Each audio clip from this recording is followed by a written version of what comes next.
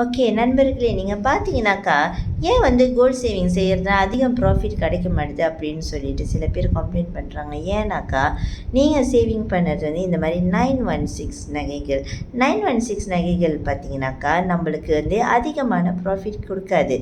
ஏன் சொன்னீங்கன்னா, இதுக்கு நம்ம 916 வாங்கும் பொழுது நம்ம செய்கூலிலாம் அதிகமாக கட்டுறோம். இன்னொன்று பார்த்தீங்கன்னா, இதோட டிடக்ஷன் வந்து ரொம்ப ஹாய்ங்க. 20%லேருந்து 25% வரைக்கும் போகும் இதோட டிடக்ஷன். ஆனால் இதே நீங்கள் வந்து 999,999.9 கோல்ட் பாரை நீங்கள் சேவிங் பண்ணும்போது இந்த மாதிரி கோல்ட் பார் வந்து இதோட கழிவு வந்து 6%லேருந்து 9% மட்டும்தான். அது மட்டும் இல்லை, நீங்கள் இதை திரும்ப விற்கும் போது செய்கூலியெல்லாம் நீங்கள் வந்து கவலைப்படவே தேவையில்லைங்க. ஸோ அப்படி இருக்கும்போது உங்களுக்கு அதிகமான ப்ராஃபிட் வந்து இந்த மாதிரி கோல்ட் பாரில் தான் கிடைக்கும்.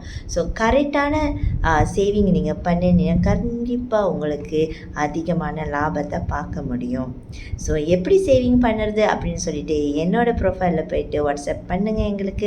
நான் உங்களை கைட் பண்ணுறேன்.